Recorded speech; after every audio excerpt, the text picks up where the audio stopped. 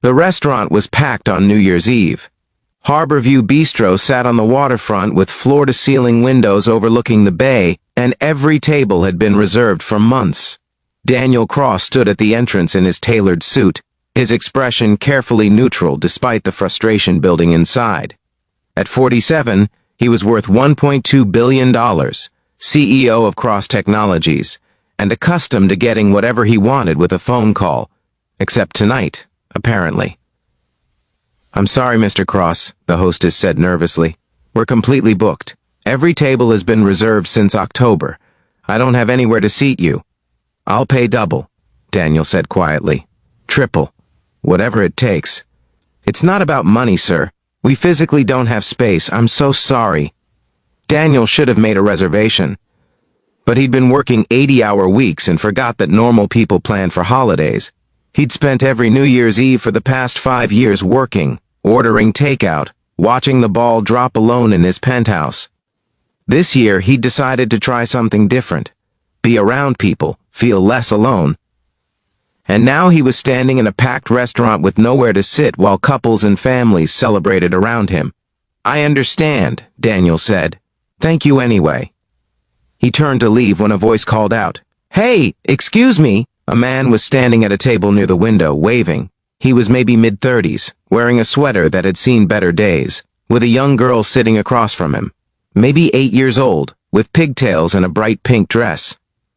"Are you looking for a table?" the man called. "We have 2 extra seats if you'd like to join us." Daniel stared. A stranger was offering him a seat? At his own table? "Dad, what are you doing?" the little girl whispered loudly. "Being kind, Emma," the man said, then louder to Daniel seriously. "We reserved a table for 4 because my sister was supposed to join us, but she got the flu. It's just me and my daughter. You're welcome to sit with us if you don't mind the company." Daniel hesitated. He could leave, go home, order room service and work. Or he could accept this unexpected kindness from a stranger. "That's very generous," Daniel said, walking over. "Thank you. I'm Daniel, Ryan Mitchell. This is my daughter, Emma. Fair warning, she talks a lot and will probably ask you invasive questions." "Dad," Emma protested, then looked at Daniel. "Are you rich? You look rich. Your suit is really fancy." "Emma," Ryan said, mortified. "It's okay," Daniel said, sitting down. "Yes, I have money, and thank you, it is a nice suit." "Why are you alone on New Year's Eve?" Emma asked. "Don't you have family?" "Emma, that's too personal." "It's fine," Daniel said. "No, I don't have family nearby. My parents passed away. I'm not married. No kids. I usually work on holidays." "That's sad," Emma said matter-of-factly. "We don't have much family either. It's just me and Dad. My mom died when I was 4. I don't remember her much." Ryan looked uncomfortable. "Sorry, she's very direct." "I appreciate directness," Daniel said honestly. "I'm sorry about your wife." "Thank you. It's been 4 years. We're doing okay. Aren't we, Em?" "We're doing great," Emma said loyally. "Dad works really hard. He's a teacher, and sometimes he drives for that car service at night to make extra money, but tonight is special, so he took off." Ryan's face flushed. "Emma, maybe don't share our entire financial situation." "Why not?" Emma asked. "Are you embarrassed?" "You shouldn't be. You always tell me honest work is nothing to be ashamed of." "She's right," Daniel said. "What do you teach?" "5th grade. Lincoln Elementary. It's in a low-income district. The kids are amazing, but resources are limited." Ryan changed the subject. "What do you do, Daniel?" "I run a technology company, software mostly, corporate solutions." Over dinner, they talked, really talked. Emma asked a million questions about Daniel's work, his life, whether he had a dog, no, whether he wanted a dog, he'd never thought about it, and what his favorite dinosaur was. He didn't have one but picked T-Rex to make her happy. Ryan asked thoughtful questions about the challenges of running a large company, about balancing profit and responsibility, about what kept Daniel motivated. "Honestly," Daniel said, "I don't know anymore. I started the company 20 years ago because I loved solving problems. Now I spend most of my time in meetings talking about quarterly earnings. I'm successful by every measure that matters on paper, but I don't remember the last time I enjoyed what I do." "Dad says success is about being happy, not having money," Emma said.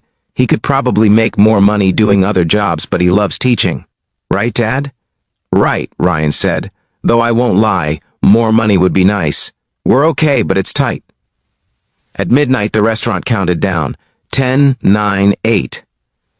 Daniel looked around at strangers celebrating, at Ryan and Emma wearing silly hats the restaurant had provided, at the genuine warmth of this small table in the corner. 3, 2, 1. Happy New Year. Emma threw her arms around her father. Then, unselfconsciously, she hugged Daniel too. Happy New Year. I'm glad you sat with us. You're not alone now. Daniel felt something crack in his chest. When was the last time someone had hugged him? As they left the restaurant, Daniel stopped Ryan. Thank you for tonight. Really. You didn't have to include a stranger. You looked lonely, Ryan said simply. I know that look. I see it in the mirror sometimes. Seemed wrong to let someone spend New Year's alone when we had empty seats. Let me do something, Daniel said. Your school, Lincoln Elementary, what does it need most? Everything, Ryan laughed. But that's not why I invited you to sit. I know. But I want to help. Humor me. Ryan thought about it. Computer lab. Our computers are 15 years old. Half don't. Work. We're trying to teach coding with equipment from 2009. Daniel pulled out his phone and typed a note. Consider it done. My company will donate a complete computer lab. New equipment, software licenses, setup, training. It'll be installed before school starts in January. Ryan stared. That has to be hundreds of thousands of dollars. It's an investment, Daniel said, in kids who deserve the same opportunities as kids in wealthy districts, and it's the least I can do to thank you for reminding me what matters. 3 months later, Daniel attended the ribbon-cutting ceremony at Lincoln Elementary's new technology center. He'd funded not just the computer lab, but also a music program, new library books, and scholarships for students pursuing STEM degrees. He'd also started having dinner with Ryan and Emma every other week, sometimes at restaurants, sometimes at their small apartment, where Emma taught him to play board games and Ryan cooked simple meals that tasted better than anything Daniel's private chef made. Why do you keep coming around? Ryan asked one evening after Emma had gone to bed. You're a billionaire. You could be doing anything. Why spend time with a teacher and his kid? Because you remind me why I started my company, Daniel said. To solve problems, to help people. Somewhere along the way I forgot that.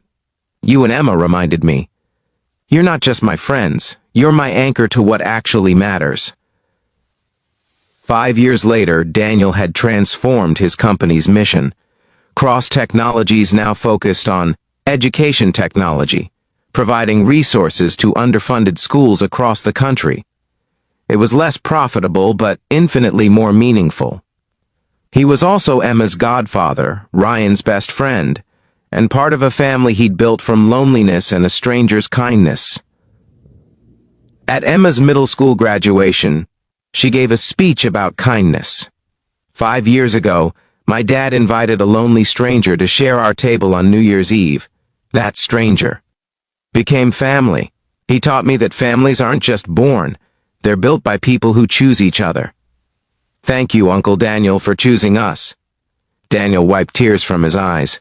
Thank you for waving me over to your table, he thought.